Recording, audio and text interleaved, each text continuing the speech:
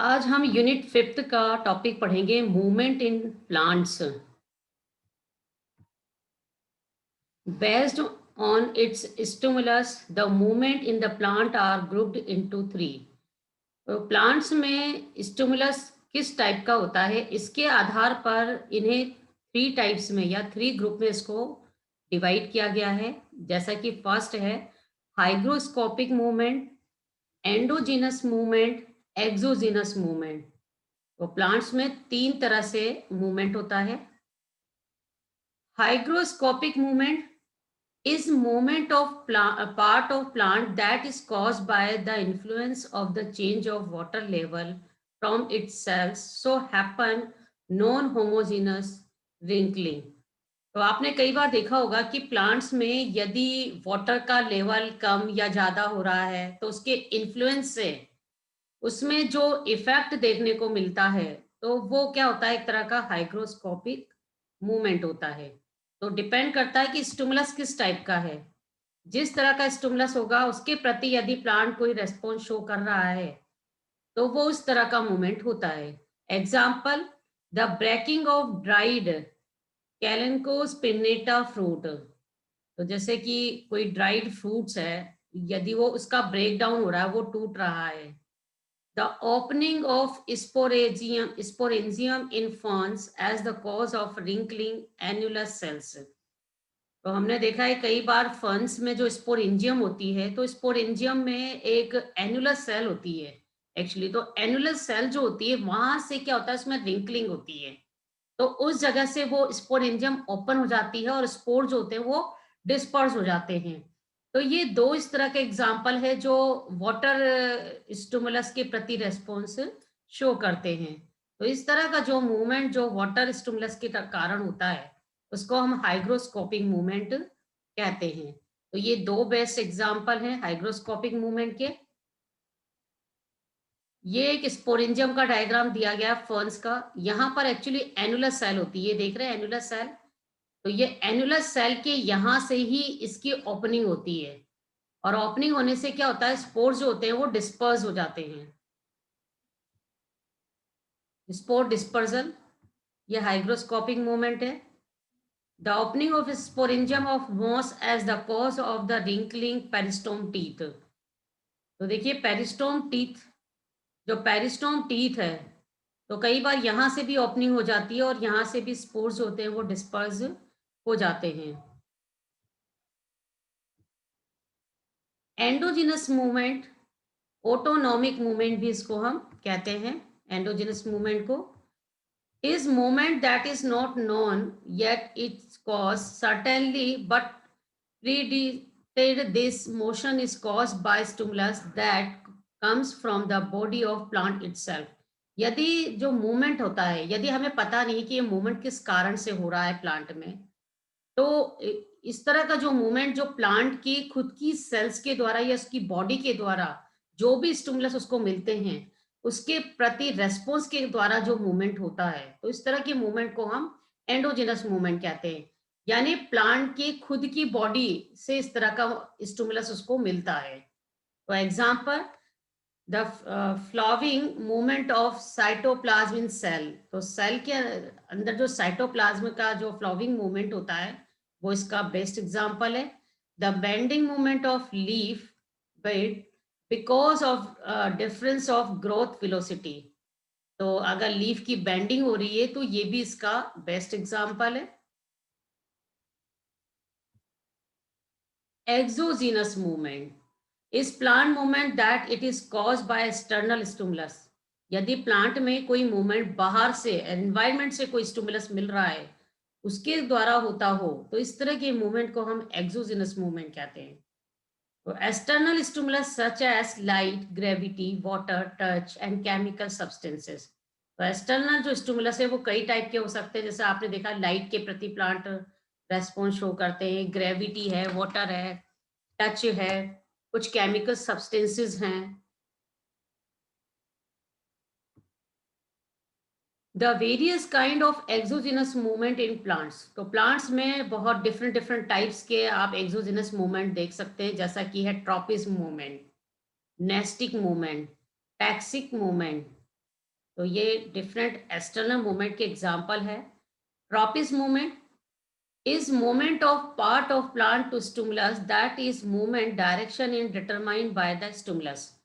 तो जब यदि प्लांट को में कोई जो स्टिमुलस मिल रहा है, किसी उसके कोई पार्ट को यदि कोई स्टिमुलस मिलता है और वह पार्ट क्या करता है, उस स्टिमुलस की तरफ ही यानी उस डायरेक्शन की तरफ ही यदि मूव करता हो, तो इस तरह की मूवमेंट को हम ट्रॉपिस मूवमेंट कहते हैं। जैसे आपने फोटोट्रॉपिस पढ़ा है, सनफ्लावर है जो लाइट की तरफ ही मूव कर रहा है, यानी प्लांट के किसी पार्ट को जिस डायरेक्शन से स्टिमुलस मिल रहा है और उस डायरेक्शन की तरफ ही यदि वह पार्ट मूवमेंट करता हो, तो इस तरह के मूवमेंट को हम ट्रॉपिस मूवमेंट कहते हैं।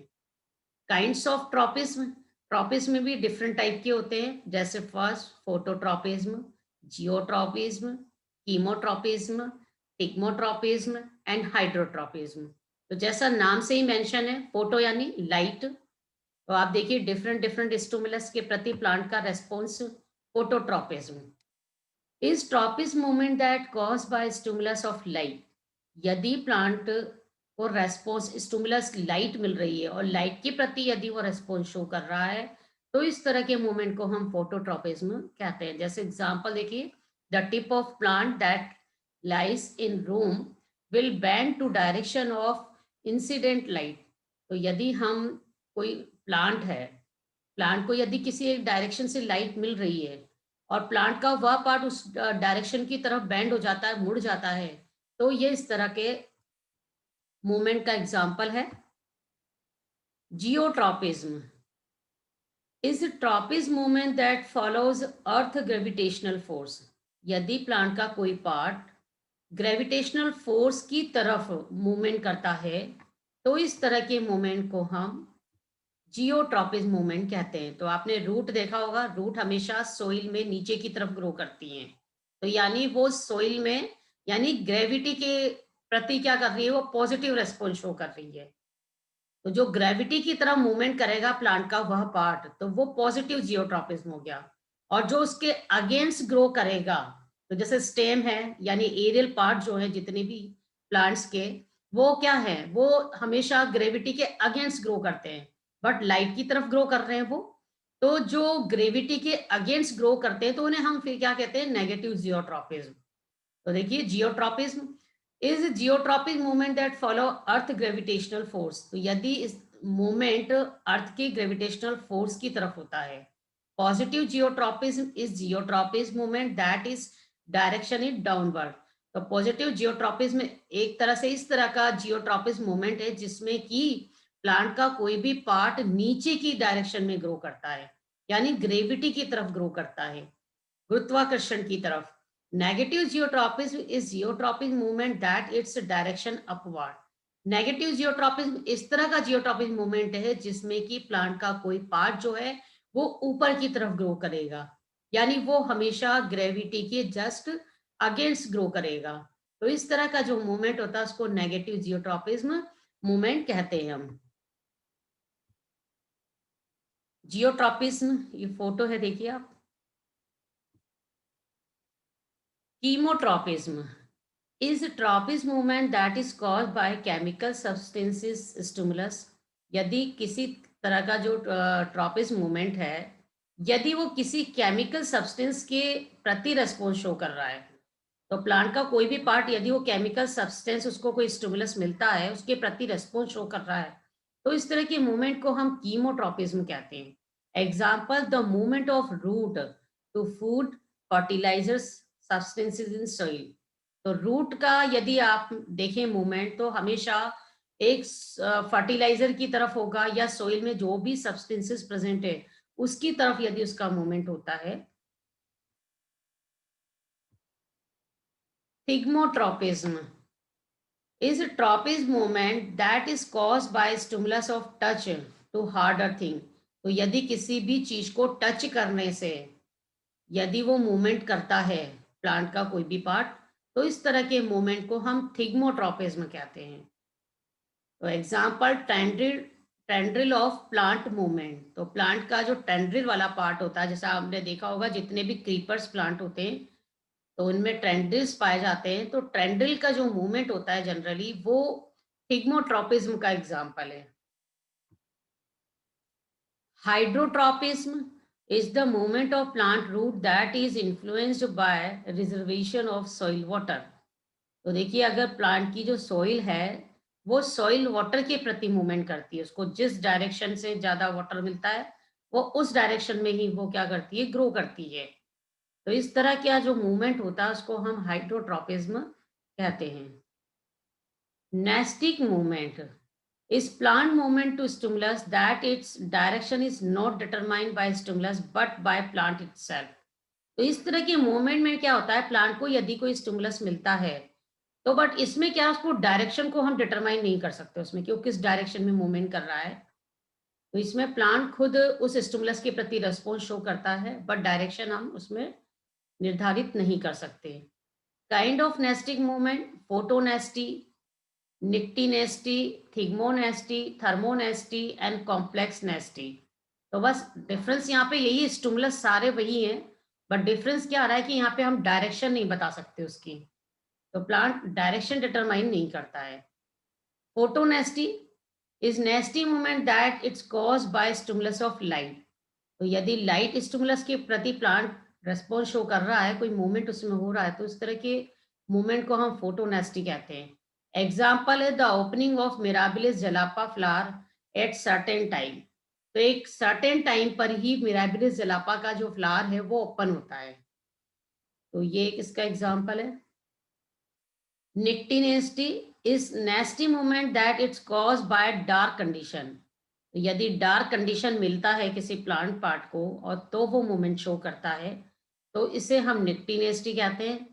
और इस तरह के मूवमेंट को हम स्लीपिंग मूवमेंट भी कहते हैं। Example the closing of butterfly flowers leaves eight night. तो लाइट नाइट में जनरली ये जो प्लांट है, कुछ प्लांट्स जैसे कि बटरफ्लाई फ्लावर है वो क्या होता है नाइट के समय क्लोज हो जाता है actually. The closing of compound leaves of leucaena glauca at night. तो यहाँ पे भी देखिए नाइट में क्या हो रहा है, ये ल्यूकेनिया प्लांट है उसकी जो कंपाउंड लीव्स है वो बंद हो जाती है रात में। तो ये एक तरह का डार्क का इंडिकेशन दे रहे हैं कि रात में जब डार्क कंडीशन होती है तो प्लांट के कुछ पार्ट जो हैं वो इस तरह के मूवमेंट शो करते हैं। तो यानी नाइट में क्या हो रहा है, कुछ फ्लावर्स की जो बड है वो क्लोज हो जा रही है और कुछ प्लांट्स की जो लीव्स हो जाती है, लीव्स जो हैं वो भी क्लोज हो जाती हैं। तो ये निफ्टी नेस्टी के एग्जाम्पल है। Thigmonasty is nasty movement that it's caused by stimulus of touch.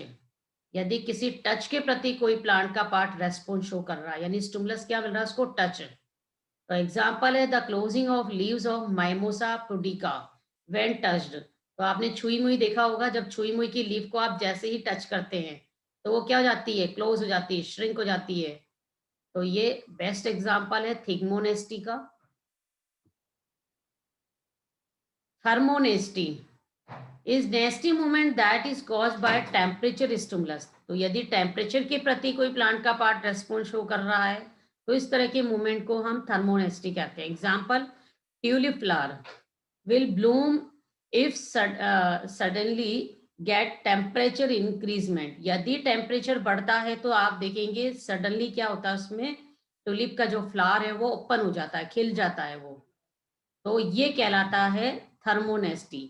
तो यहाँ पर जो स्टिमुलस है वो टेम्परेचर है।